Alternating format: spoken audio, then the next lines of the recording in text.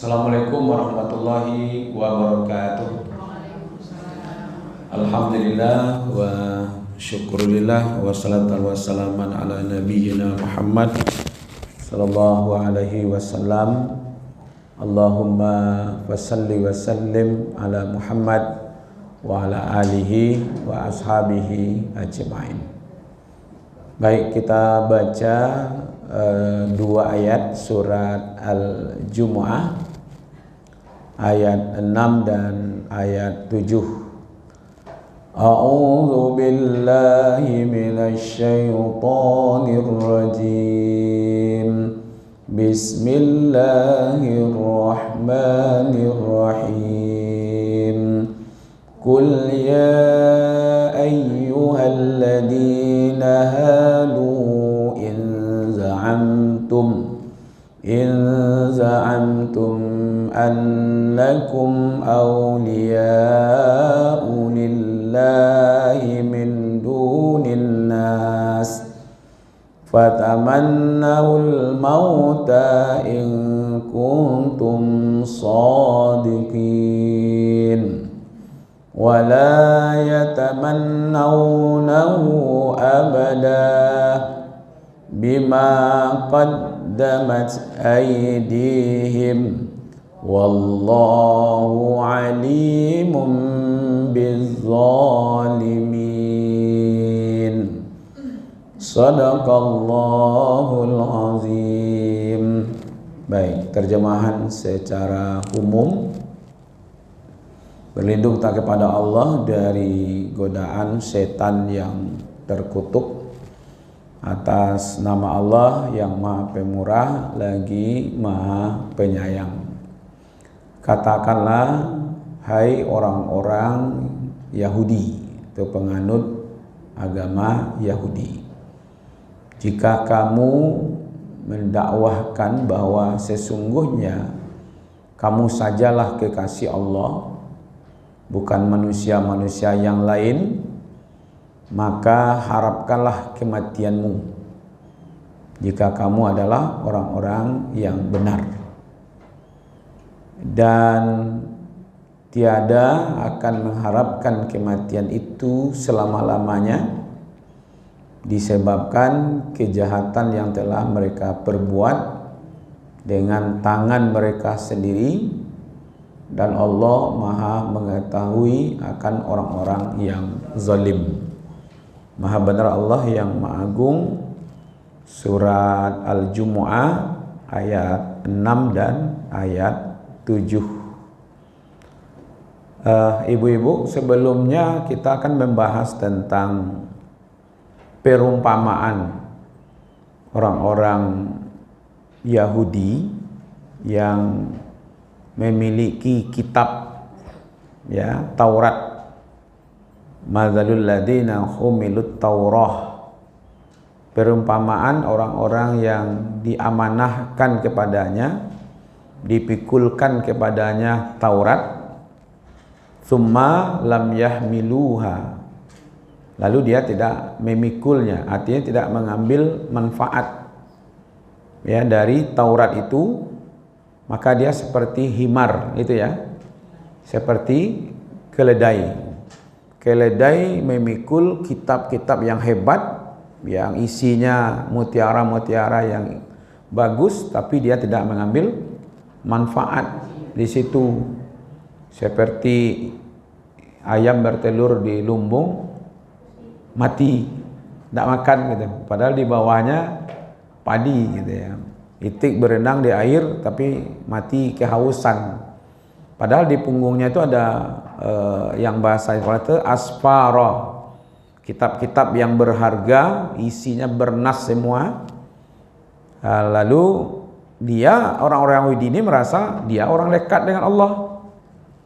Dia merasa kekasih Allah, ya kan? Nah, kalau gitu kata Allah kepada Nabi Muhammad, kan ini ayat turunnya di Madinah kan?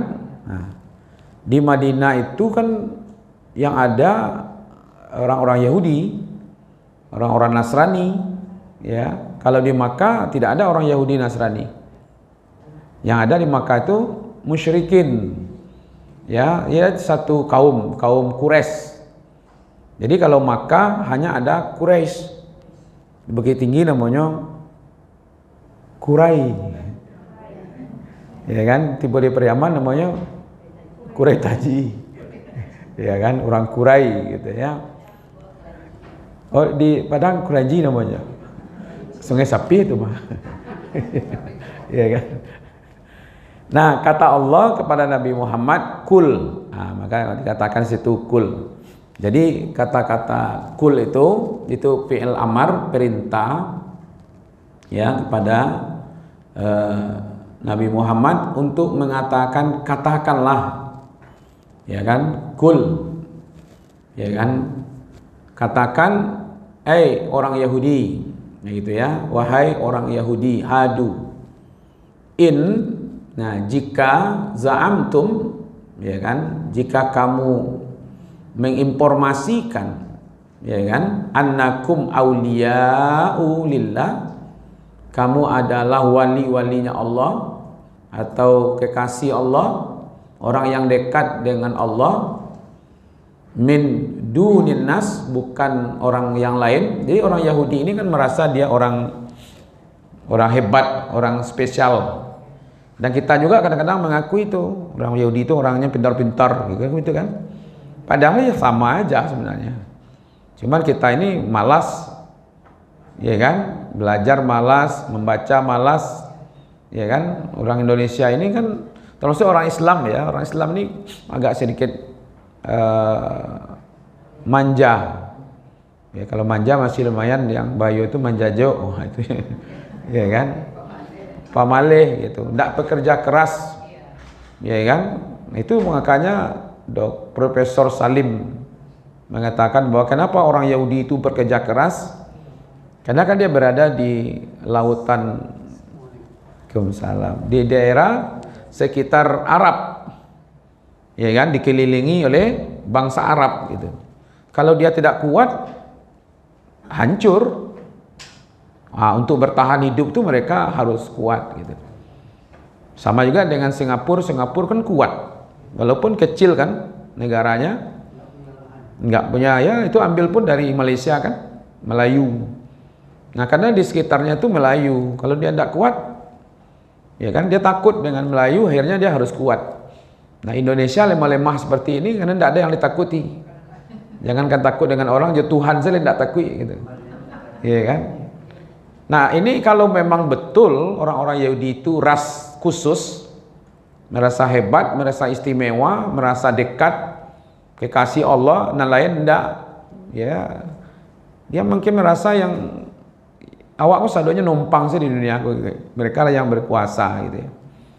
Ya sebenarnya bukan karena rasnya mereka, ya kan. Buktinya kalau memang engkau orang yang dekat dengan Allah, ya, fataman naul mauta, maka coba cepat.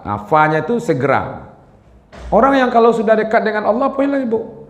Minta saya mati lagi. Itu yang diujikan kepada orang Yahudi ini. Kalau iyo kekasih Allah, nyorasnya istimewa, yang dekat dengan Allah, coba katakan kepada mereka, fataman naul mauta. Bako nan lain begitu, bako suruhnya tantangnya dengan kematian. Karena mereka takut mati. Orang kalau banyak pahalonya, orang-orang baik tidak takut mati. Nya takut mati yo, tidak takut mati ya. Iya kan? Nah itu. Maka itu kata Allah, fataman naul mauta. Coba kalian minta mati kalau yo in kuntum sodikin, ya kan. Jadi ini tuh jika kuntum kamu itu kepada hadu, ya kan, orang Yahudi, alladzina hadu, ya kan. Kalau memang kalian itu kekasih Allah, orang yang dekat dengan Allah, coba tantang mereka dengan kematian. Yo kalau dia minta mati gitu, kalau coba minta mati, keceng-keceng mereka itu in kuntum sodikin, kalau memang kamu benar gitu, ya kan. Nah itu ayat yang ke-6-nya. Nah lalu karena dia satu jalur dengan ayat yang ke-7, Lalu ayat yang ke-7 itu menjelaskan wala yatamannaunahu abada. Kece Allah. Mereka tidak akan pernah berharap kematian sampai kapanpun. Ya kan? Tidak akan pernahnya minta mati tu, tidak ketaluk gitu ha. Ya kan? Jadi itu buktinya kenapa mereka tidak sanggup minta mati itu. Ya, bima qaddamat aidihim. Ya kan? Karena kejahatan yang telah mereka lakukan dengan tangan mereka sendiri. Ini ayat turunnya di Madinah 1400 tahun yang lampau. Disitulah disampaikan bahasa Yahudi itu laki tangannya itu buruak. Sudah melakukan kejahatan. Ya, orang-orang Yahudi itu dulu banyak membunuh para nabi. Jahe gitu. Sampai kini kan jahe juga. Ya kan? Jadi bukan takaji awak ini, Bu. Justru mereka itu mempoles diri mereka itu hebat betul. Ya kan? Mereka mempoles dan berbuat baik. Nah, ini ayat diturunkan ketika menghadapi orang-orang Yahudi yang ada di Madinah. Di Madinah itu ada suku Yahudi yang besar di situ, satu suku Kainuka namanya. Bani itu suku ya. Bani Kainuka, Bani Nadir, Bani Quraizah. Itu Yahudi Madinah. Ya kan? Dia waktu ditantang mereka umpamanya, coba minta kematian. Orang-orang Yahudi, jika kamu benar-benar kekasih Allah, orang yang dekat dengan Allah, kamu adalah umat yang istimewa dibandingkan manusia-manusia yang lain, coba kamu minta mati ya. Ya kan? Nah, kalau engkau benar, coba minta mati. Buktinya kata Allah, mereka tidak akan pernah. Berarti mereka bukan orang yang benar. Wala yatamannaunahu abada. Dan tidak, kita petrili satu ibu-ibu kata-kata tidak ini. Coba lihat di sini. La yatamannaunahu abada. La itu tidak akan pernah. Yatamannaunahu itu fi'ilnya fi'il mudhari'. Dulu, kini, akan datang. Jadi tidak akan pernah. Ya kan? Jadi selalu itu tidak akan pernah sampai kini. Ya kan? Jadi kata-kata la itu menunjukkan tidak akan pernah orang Yahudi itu meminta kematian mereka. Kenapa? Ya karena sampai kapan itu ada kalimat abada. Sudah ada fi'il mudhari'nya, ada abadanya lagi, selama-lamanya. Ya kan? Itu Allah sendiri yang menegaskan. Mereka sekali-kali tidak akan mengharapkan kematian selama-lamanya. Kenapa mereka tidak berharap? Bima qaddamat aidihim. Karena apa yang mereka kerjakan. Ya kan? Nah, di situ ada qaddamat. Ada fi'il madinya, ada cerita dulu. Karena selama ini mereka sudah berbuat kerusakan. Ya kan? Kemungkaran. Ya kan? Tidak mungkinlah mereka minta dosa banyak kok. Kesalahan-kesalahannya banyak gitu. Aidihim itu dengan tangan mereka, perbuatan mereka sendiri gitu. Jadi kalau ujung ayatnya apa itu? Wallahu alimum bizalimin. Dan Allah Maha mengetahui kezaliman yang dilakukan oleh orang Yahudi. Ya kan? Jadi balunya mengeceannya kekasih Allahnya dakik je Allah sebentar waktu Allah tahu sian dan sabananya. Awak aku kan tak perlulah ngaku-ngaku orang elok dah, Bu. Ya kan? Allah pun tahu awak elok tu indah gitu. Ya kan? Justru kadang-kadang mengaku orang elok kok jadi tidak elok. Ya tak? Tak perlulah mengaku-ngaku kita. Ya kan? Nah, orang Yahudi itu merasa dia punya ras yang khusus gitu ya. Maka itu poin penting, mereka tidak akan pernah mengharap kematian selama-lamanya karena kejahatan yang telah mereka perbuat dengan tangan mereka sendiri. Artinya Mereka betul-betul melakukan itu, dan itu diungkapkan oleh Allah bahwa tidak ada satu pun perbuatan mereka itu yang tidak diketahui oleh Allah. Makanya Allah perintahkan Nabi Muhammad supaya mereka itu ditantang, mau tidak mereka itu mati gitu. Mereka takut, ya kan? Kalau ibu takutnya mati tidak? Hah? Bang takut mati?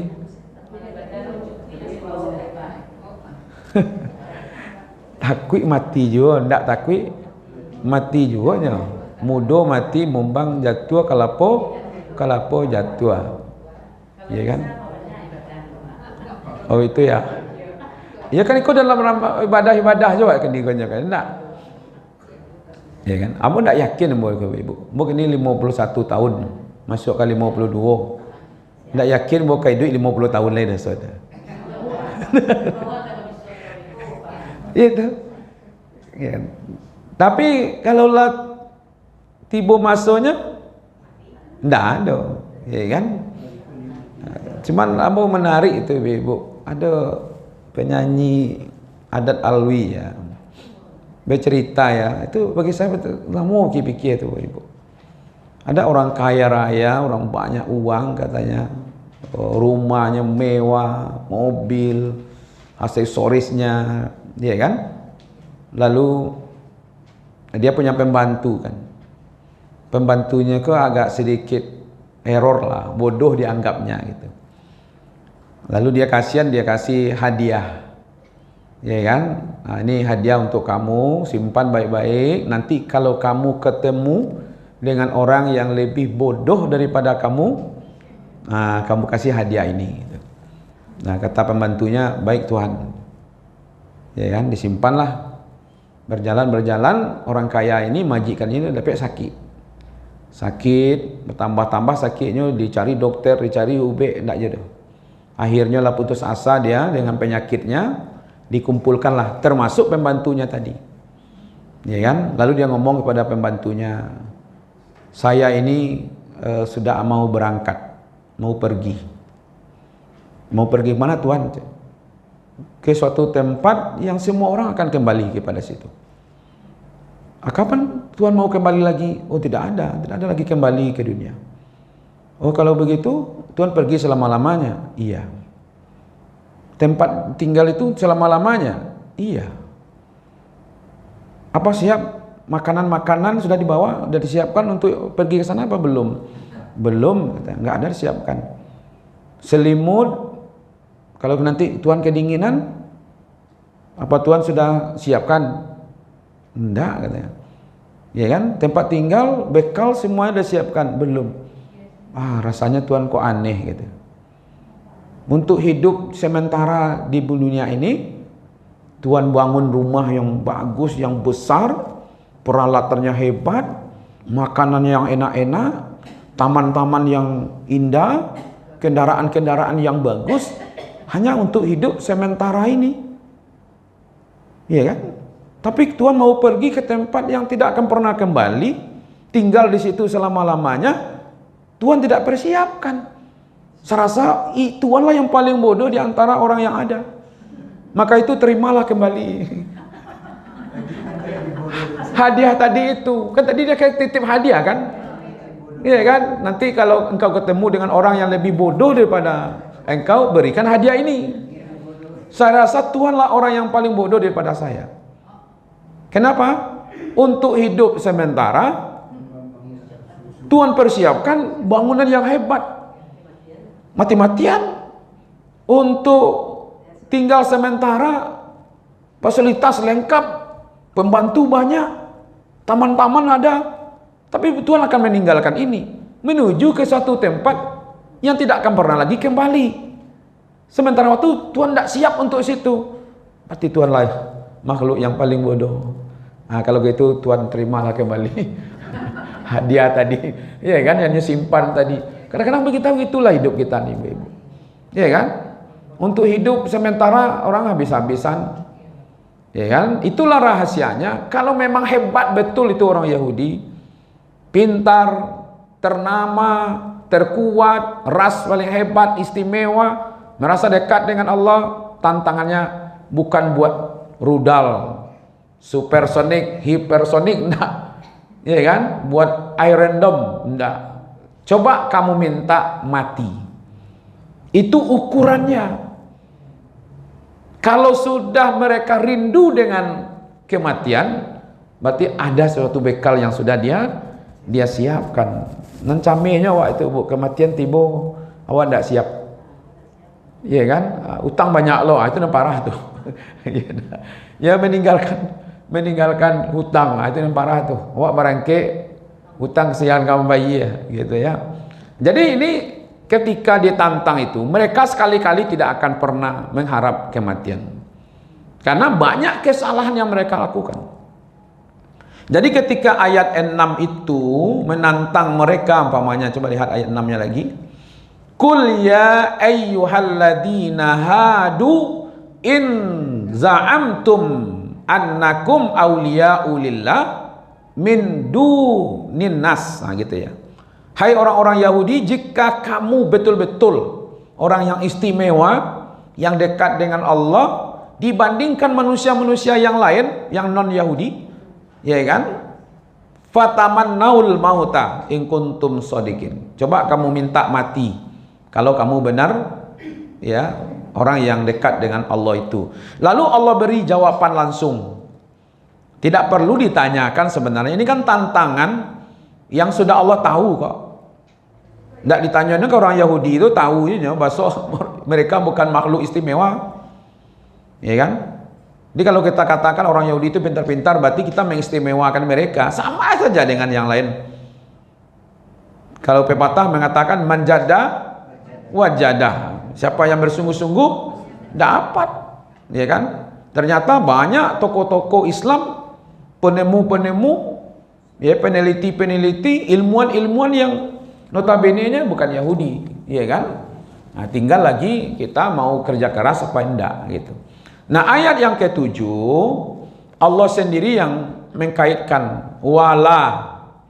Di atas itu ada tantangan, ayat yang ke-7-nya wala yatamannau. Mereka tidur sekali-kali tidak, abada, itu ya, sampai kapanpun, bima qaddamat aidihim.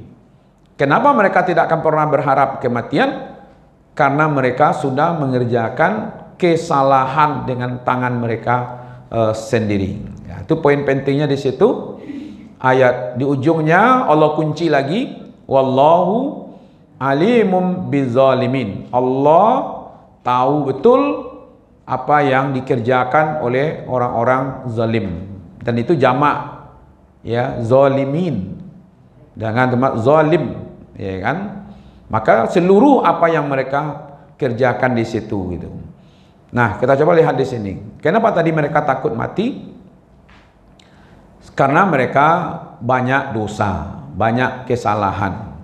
Ya, ditegas Allah mengingatkan bahwa yang menyebabkan orang takut mati itu adalah dosa. Ya kan? Di awal kalau awak takut mati banyak dosa kan di positif itu. Ya, berarti harus banyak bertaubat. Ya kan? Diperbanyak ibadah kan itu sebenarnya. Jadi dosa-dosa yang mereka lakukan, kejahatan-kejahatan yang mereka lakukan itulah yang menyebabkan mereka takut mengalami kematian. Nah, kemarin kan ada dua metode orang meninggal kan. Ada yang matinya nikmat, ada yang matinya sengsara. Kan itu ya kajian kita kemarin. Ya kan, dalam surat An-Nazi'at, namanya wan nazi'ati gharqa. Demi malaikat pencabut nyawa dengan keras. Tidak usahlah cerita dulu ibu-ibu bagaimana di alam barzah, bagaimana di hari akhirat ketika dibangkitkan manusia, nanti ada hisab, itu luar biasa ceritanya itu. Ikut kamaningga saja dulu. Ketika orang tidak percaya dengan adanya azab kubur umpamanya, sedangkan meninggal saja ada dua cara, ya kan? Gharqa, dengan keras dicabik, dipaso, ya kan? Itu kan azab enggak tuh? Ya kan? Matinya itu kalau dalam hadis Tirmizi ini, sakratul maut itu sakitnya sama dengan tusukan 300 pedang. Ditusuk-tusuk itu, ya kan? Tapi ini bagi orang yang banyak dosa. Saya kemarin penasaran sebenarnya, Ibu, penasaran tentang Husain. Ya, Husain cucunya Rasulullah. Ya, yang Hasannya kan tidak terlalu disebut, tapi Husain. Kalau di Tabui Pariaman itu, saya dengar-dengar bahasanya itu Oya Husain. Jangan dikira, jangan mengoyak-oyak, itu bukan bahasa Minang. Oya Husain, Oya Husain. Hayya, hoya. Hayya itu hidup. Hidup Husain. Akhirnya merubah bahasanya Oya Husain. Hayya itu hidup artinya. Jadi tanggal 10 Muharram, ya kan, itu kan ada peristiwa tragis terjadi di Karbala. Ya kan? Ini persaingan politik sebenarnya antara Muawiyah, Ali, ayahnya Husain. Ya kan? Jadi Muawiyah ini mengangkat anaknya menjadi khalifah, menjadi raja. Ya kan? Lalu dimintalah Husain untuk berbaiat, mengakui. Husain tidak mau karena menganggap ini zalim. Akhirnya mendukunglah terjadi, Bu. Waktu itu Husain masih di Makkah. Ya kan? Lalu diminta datang ke Irak. Karena banyak pendukungnya. Itu ada 10.000 pendukung Husain menunggu di Irak untuk berbaiat ke Husain sebagai pemimpin. Ya kan? Ya, anaknya Muawiyah tahu itu. Akhirnya gubernur Irak itu digantinya. Yang gubernurnya diganti, kemudian yang gubernur yang ada itu dihukum. Akhirnya penggantinya itu cokoi cik-cik, siapa pendukung Husain dihancam, dibunuh, dihabisi. Jadi membunuh politik lah lama tu. Yang tak cocok jawab tu habisi, tak cocok jawab tu terjadi. Berulang periode ini. Iya, kayak gitulah terjadi, Ibu. Iya kan? Karena orang tak paham kan. Nah, saya penasaran tuh gitu. Husain dengan keluarganya, pendukungnya itu lebih kurang 70 orang. Dalam perjalanan dari Makkah menuju ke Irak, itu dicegat dalam perjalanan, disuruh berbaiat. Dia tidak mau. Dia mau pergi ke Irak, pendukungnya banyak di Irak kan. Akhirnya digiringlah, karena wak seketik 70 orang yang pendukungnya raja anak dari gubernur Muawiyah ini, itu puluhan ribu. Ya kan? Akhirnya dibelokkanlah ke arah Karbala. Kepung di situ, sumber-sumber air dihabisi. Disitulah Husain mengatakan, ini urusan pribadi saya. Kalian-kalian yang pendukung saya silakan pergi, selamatkan diri, dan saya akan menanggung apa yang terjadi. Tapi sebagian dari pengikutnya itu setia. Disitulah dihabisi di Karbala itu, di perbatasan dengan dekat Iran dan Irak itu. Ya, di situ dibunuh, ya kan? Dibawalah kepalanya itu dipotong, yang badannya ditinggalkan di Karbala, yang kepalanya dibawa ke Sam, ke Syria, ke Damaskus. Bara jaraknya terpisahnya di Ibu tuh 900 kilo ya. Jauh hanya gitu. Hampir 1000 kilo antara Karbala dengan, jadi badannya berada di Karbala, kepalanya berada di Damaskus, di Syria. Ya kan, kalau mau dikait-kaitkan, inilah politik. Saya tidak tahu apakah ini politiknya orang-orang yang menghadu domba, ya kan, umat Islam. Jadi saya penasaran itu bagaimana ceritanya, kok bisa Ya kan, Husain itu cucu kesayangan Nabi Muhammad Shallallahu Alaihi Wasallam. Walaupun sebenarnya sudah diberitahu kejadian seperti itu tuh, Nabi sudah memberitahu kepada cucunya. Tapi inilah tragis gitu, ya kan? Nah, kalau mau dikait-kaitkan ya ada peranan-peranan orang-orang yang musuh-musuh Islam. Nah, satu di antaranya itu Yahudi. Yahudi ini kan sudah dibilang oleh Allah, ya kan? Coba lihat surat Al-Baqarah ayat 120, apa kata Allah di situ? Al-Baqarah itu surat yang kedua. Jadi dia sok hebat kan, merasa ras yang istimewa gitu, ya kan? Tapi kerjanya merusak. Maka itu tantangan buat mereka itu cuma satu saja, berani tidak mati gitu, ya kan?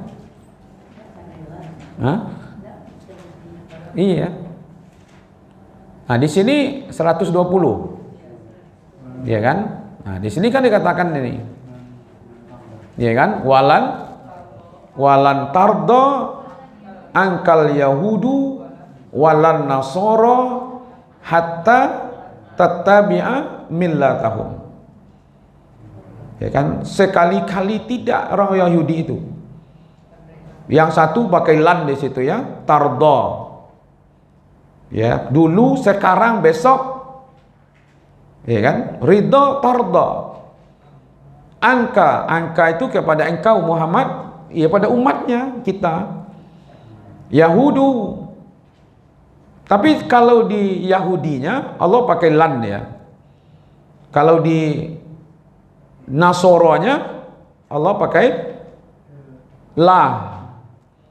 Cuman bacaannya karena lam tasdik kepada nun, walan nasoro.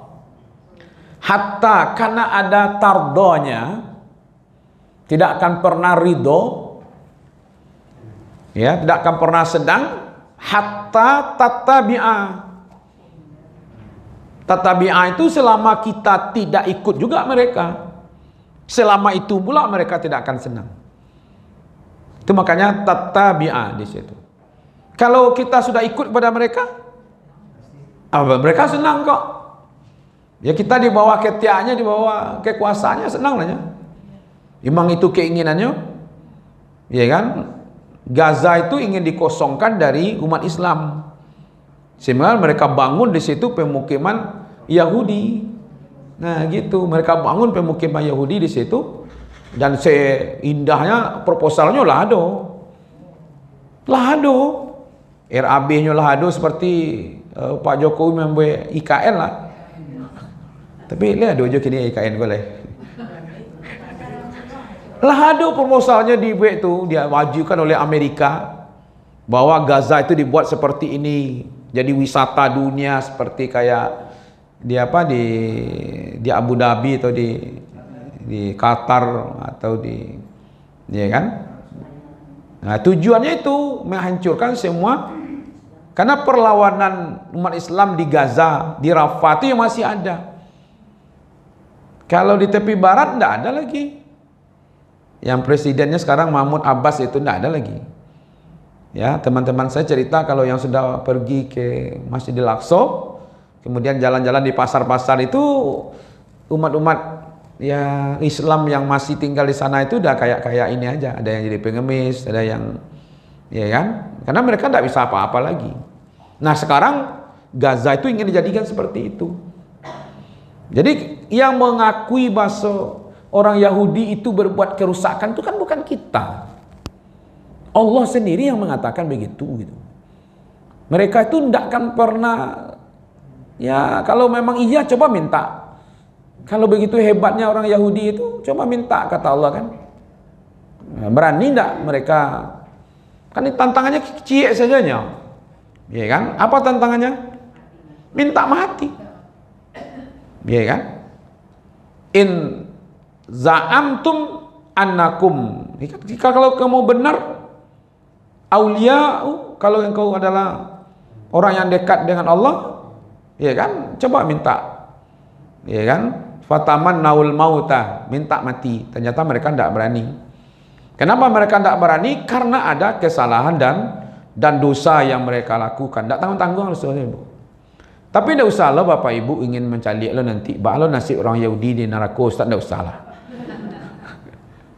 Iya kan? Karena mencari neraka itu sajalah bagian dari azab gitu. Jadi kenapa mereka takut mati? Karena perbuatan tangan mereka sendiri, yaitu dosa, kejahatan, termasuk orang Yahudi yang menolak kenabian Nabi Muhammad. Itu hubungannya dengan kita. Kenapa Allah turunkan ayat ini di Madinah?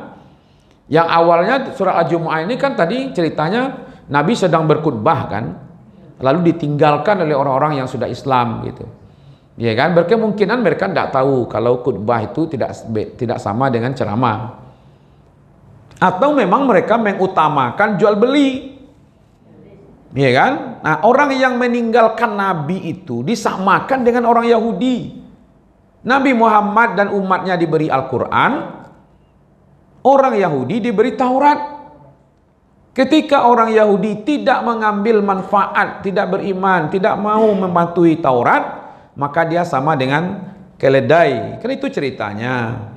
Orang Islam yang punya kitab yang luar biasa sebagai petunjuk, tidak pula mau ngambilnya sebagai manfaat, maka orang Islam itu sama saja dengan keledai. Nah gitu ya. Nah sekarang muncul pernyataan coba minta mati, tidak berani mereka. Kenapa? Karena mati itu ada yang menyakitkan. Nah kalau dalam hadis ini itu sama dengan 300 tusukan pedang, ya kan? Kemarin ada ayat yang kita tayangkan surat apa? Al-Qiyamah, ya. Surat yang Al-Qiyamah, surat yang ke-75. Ayat 26 kemarin kan? Nah, ayatnya itu kalla iza balagatit taraqi wa qila man raqa wa zanna annahu al-firaq wa tafatis saqu bis-saq. Nah, itu informasi dari Allah. Ya. Sekali-kali tidak apabila napasmu sudah sampai di tenggorokan, lalu dikatakan kepadanya, siapa yang bisa menyembuhkan, siapa yang bisa menolongmu, dokter yang mana lagi yang bisa menyembuhkan kamu, ya kan? Balaga khulukum, semalam itu ada sampai tulang tenggorokan. Jadi orang meninggal itu memang naik dari apa, dari kakinya naik itu, makanya di resek dah tapak kaki bati-bati dingin tuh. Tapi kalau kini kok jadi resek lebuk memang ragu ambo. Ya dah. Lah dingin kakinya. Nah itulah naik. Itulah siko dado kok. Gitu ya. Itu berarti apa? Lah ciak-ciak ngoknya gitu ya. Memang begitu ya. Ayat waqila man raqa. Ya, kalaulah sampai ke tenggorokan, ke kerongkongan, lalu malaikat mengatakan wakila marok, kata malaikat, kan malaikat hadir, malaikat maut, ya kan, inilah hari ya perpisahan, ya kan, baru dia paham wazannahu annahul firaq. Oh berarti ambo mati lah. Jadi orang memang ya tahu bahasanya mati bu. Ya kan, awak saya tak tahu ya. Ya kan? Justru kalau ibu dia tahu bahasa bila mati jam sekian, ibu yakin ibu kok ndak tenang jiwa ibu. Pokoknya pas lah ye dua dapat surat sertifikat. Sertifikat akta lah ye je, sertifikat mati je. Dagi kedua-duanya. Mungkin tiap hari ibu mencari itu nak. Tanggal berapa ibu cina akan meninggal? Bertanya panjang. Apalagi kok 2 bulan akan mati. Lah itu saja jantung ya tak? Iya kan? Masa saji saja. Mungkin berang-berang saja lah ibu. Aduh kan, iko garin kok tak apa-apa saya. Mas Haji kunci-kunci kan gitu. Kenapa? Karena ke Mas Haji saja kan. Tapi rancaknya tak dia tahu, sehingga awak bisa tanang-tanang je awak gitu. Pas tiba mati, ya langsung saya mati lagi. Ya kan? Kalau dia tahu itu akibatnya. Ya kan? Tapi kan dia mengatakan zon. Ya kan? Wa zanna annahul firaq. Dia merasa yakin ya, itulah hari perpisahan, kematian itu. Ya kan? Nah, ketika itulah ya kan, ada yang luar biasa gitu. Ya kan? Nah, caranya manusia mati ini tidak akan pernah tertukar. Jangan camelo ibu-ibu. Orang zalim dengan orang yang soleh itu beda matinya. Ya kan? Makanya wajar saja Allah mengatakan bahwa Allah tahu. Ya kan? Kan tadi Allah katakan di sini kan? Apa kata? Wallahu alimum bizzalimin. Allah itu tahu siapa yang zalim. Jadi orang yang zalim itu matinya akan menyakitkan. Maka itu bu, manusia yang zalim hari ini tunggu-tunggu saja mati. Ya kan? Kalau tidak mau ditunjuk, tidak mau dinasihati, ya sudahlah. Tunggu saya kematiannya. Kenapa seperti itu? Ya kan? Beda dengan orang-orang yang taat. Nah, gitu ya. Kalau orang yang taat, matinya ya suatu kenikmatan. Ya kan? Jadi kenapa Allah ingatkan di situ tentang orang Yahudi yang berbuat zalim itu dengan kalimat Allah tahu betul itu apa yang mereka kerjakan. Jadi kalau mereka menolak, ditantang tentang kematian karena mereka takut mati.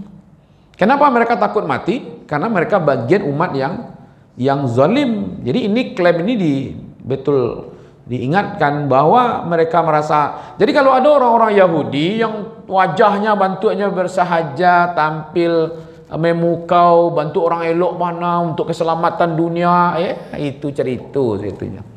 Itu adalah tipu daya orang-orang Yahudi. Jadi enggak selalu bu kalau kalau di muka awak milik apa mulut-mulut mani jangan percaya warna bu. Ya kan? Hati-hati beko tak kicau. Nah, itu yang ditampilkan oleh orang-orang Yahudi. Kata Ibnu Katsir, mereka tidak pernah mati berharap kematian karena mereka sendiri tahu juga dosanya. Masa setan nyawu, siapa namanya? Netanyahu itu tidak tahu dosanya, ya kan? Tapi tampilnya bantu malaikat gitu ya. Siapa lagi yang Firaun dari Amerika ini? Donald Trump. Nah, itu tahu gitu bu, bagaimana keadaan mereka ya. Kita tunggu-tunggu aja lah bagaimana kematian mereka itu.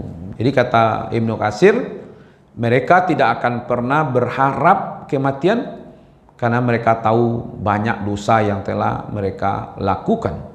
Dan itu ceritanya bukan kini, 1000 sampai ratus tahun yang lampau, ketika Nabi berhadapan dengan orang Yahudi yang ada di Madinah. Jadi tetap ada Bani Quraizah, ada Bani Nadir, ada Bani Kainuka, ya kan? Ada suku di Madinah itu ibu, namanya suku Aus, suku Hajrat. Itu bacakak tarise sampai ratusan tahun. Itu suku asli orang Madinah. Kalau lahir itu anaknya capek lah gadang nah, itu Aus tu suku tu musuh awak mah. Lahirlah anak di Sabala tu capek lah gadang mah, itu Hajrat tu musuh awak itu. Ya. Maka ibu jangan cerita-cerita lah keburukan tetangga ke anak. Ya kan? Bekanya lanjutkan dia anak permusuhan. Itu namanya musuh berketurunan nama itu. Kecil anak beko, patutlah mama cerita dulu tante, udah dalam batu perangai Allah tu masalah saya sekali itu. Ya nak. Itu yang terjadi sebenarnya ibu. Asia punya karajo tu sampai berarti tahun orang suku Madinah itu Yahudi. Yahudi itulah yang mengadu domba antara umat Islam. Sampai kini mereka juga akan tetap mengadu domba. Gitu. Ada yang umat Islam dake ke Rusia, dake ke Cina, dake ke Amerika, kan itu kan. Tetap saja sampai hari ini. Dan itu berlaku ayat itu. Ya kan? Bahwa mereka itu, makanya tidak ada kata lain untuk menantang mereka itu kecuali minta kematian. Jadi lah taluk dia mati pun tidak. Ya kan? Nah, kata Buya Hamka di waktu menafsirkan ayat ini adalah bukti bahwa orang-orang berdosa tidak berani menghadapi kematian. Kalau dosa banyak tu berani lo mati, itu yo mau tu ya, tu sok-sok nama itu mana, ya kan? Maka itu kenapa? Karena azab yang akan mereka rasakan itu di kematian itu saja. Jadi ayat ini menyindir orang-orang Yahudi yang sok-sok dekat dengan Allah, sok menjadi kekasih Allah, pandai lo mengklaim, ya kan, atas apa yang mereka lakukan. Itu kata Buya Hamka. Mustafa Al-Marri mengatakan ini menunjukkan bahwa takut mati adalah tanda lemahnya iman. Lemah imannya, banyak kesalahan yang dia lakukan. Kalau orang yang benar, Bang, ibu-ibu orang benar, lihat kalau mati. Kalau orang benar tuh tidak ada masalah, betul Ji. Tapi kan minta mati tidak boleh kan. Nah, kalau dibaca lihat dalam ayat itu, ibu-ibu, surat pertama kita lihat surat yang ke-10 62, ya kan. Kalau betul mereka itu aulia, kan tadi ayat yang berapa tadi, ayat 7, ayat 6, ya kan. Mereka kan mengata aulia, mereka itu kekasihnya Allah. Kalau kekasih Allah itu seperti ini, ala inna aulia Allah, ketahuilah bahwa sesungguhnya kekasih Allah, wali-walinya Allah, orang-orang yang dekat dengan Allah, la haupun alaihim walahum yahzanun. Tak ada rasa takut. Akan tak balik tuh. Ini mengaku orang yang dekat dengan Allah tapi takut mati. Kalau orang yang dekat dengan Allah itu, ini surat Yunus ayat 62, menyatakan bahwa mereka tidak ada camil. Apa itu camil? Dia kembalinya kepada Allah. Dia walinya Allah, dia kekasihnya Allah. Kan tak balik itu. Berarti mereka menyenangkan. Ya kan? Senang mati itu. Makanya ada orang yang tersenyum meninggalnya. Ada tak? Ada wajahnya kok ibu-ibu, barasia bana. Barasia wajahnya dibandingkan waktu hidup. Pernah macam lihat? Ambo punya kakak, ya, yang seorang meninggal. Kami 10 dia kakak bu. Ibu soalnya, ambo bersyukur mana ambo amakmu dah ikut KB.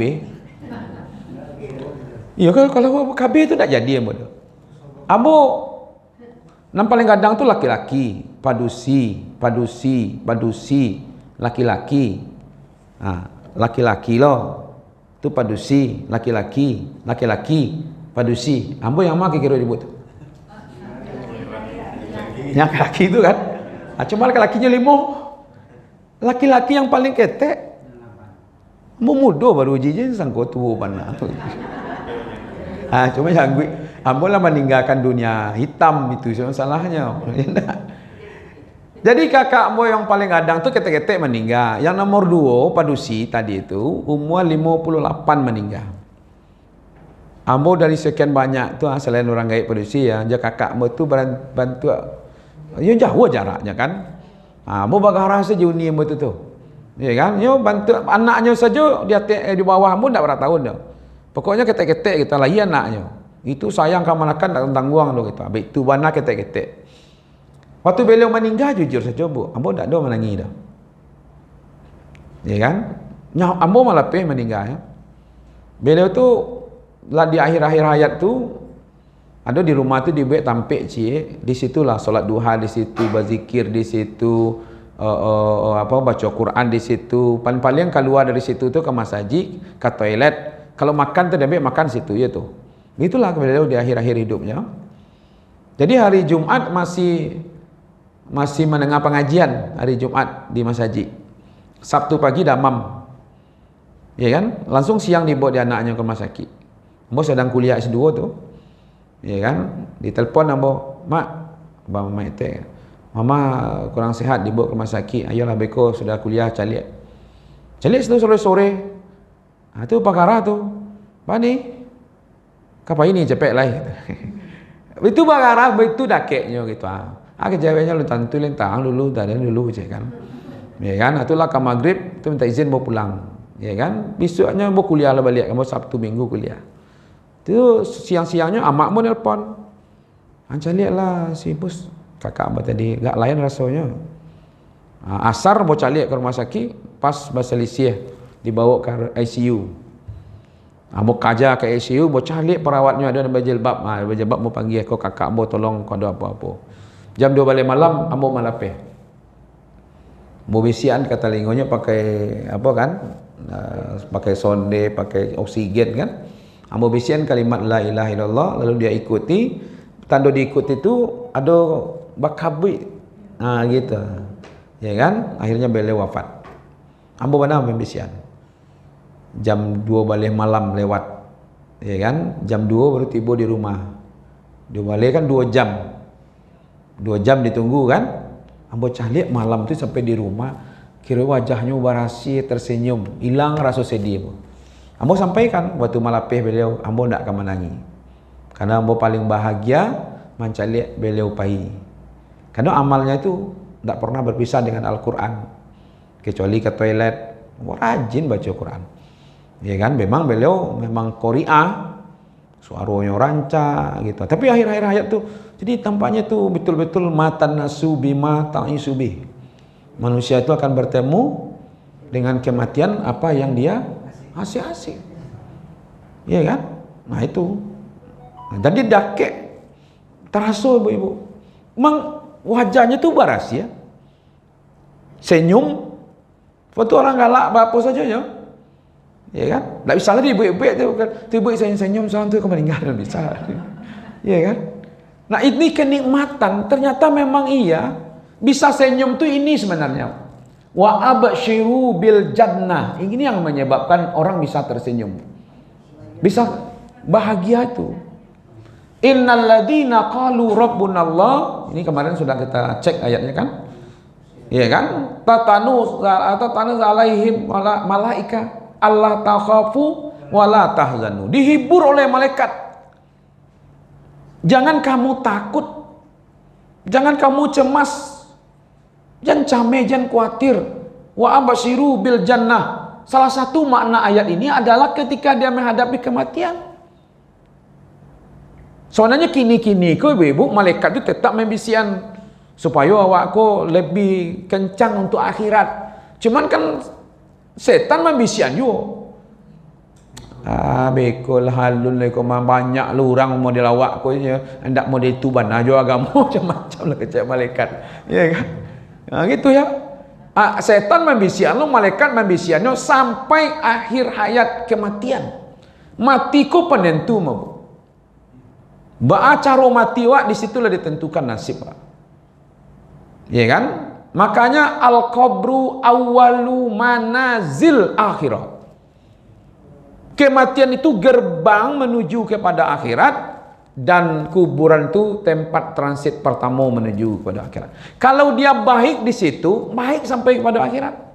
Maka itu bisa dipastikan kalau seandainya cara matinya itu elok, senyum, kemudian berzikir, ya rasa-rasanya ya tentu nantilah ya, kayak cerita muka petang tuh kayak ya Ustaz Yaya Waluni itu pamannya kan husnul khotimah dia. Hari Jumat sedang suci, khatib itu malu boleh berkhutbah kalau tidak beruduk. Ya kan? Sedang beruduk, sedang berkhutbah hari Jumat tanggal 10 Zulhijjah. Lengkap sudahlah dapat dia nikmat gitu. Ya kan? Tapi ada orang sedang aku bukan. Iya kan? Itulah kira-kira bentuk mati manusia. Nah, itu tergantung di sini. Ya kan? Wa abshiru bil jannah. Baru muncul tuh ibu-ibu kalau lah modeliku meninggalnya. Dan muncullah ya ayyatuhan nafsul mutmainnah. Hei jiwa-jiwa yang tenang, yang damai. Irji'i ila rabbiki radiyatan maradiyah. Ayo kembalilah engkau kepada aku ridho dengan kalian, kalian pun ridho dengan denganku. Itu caranya orang Yahudi dengan orang beriman, cara matinya berbeda.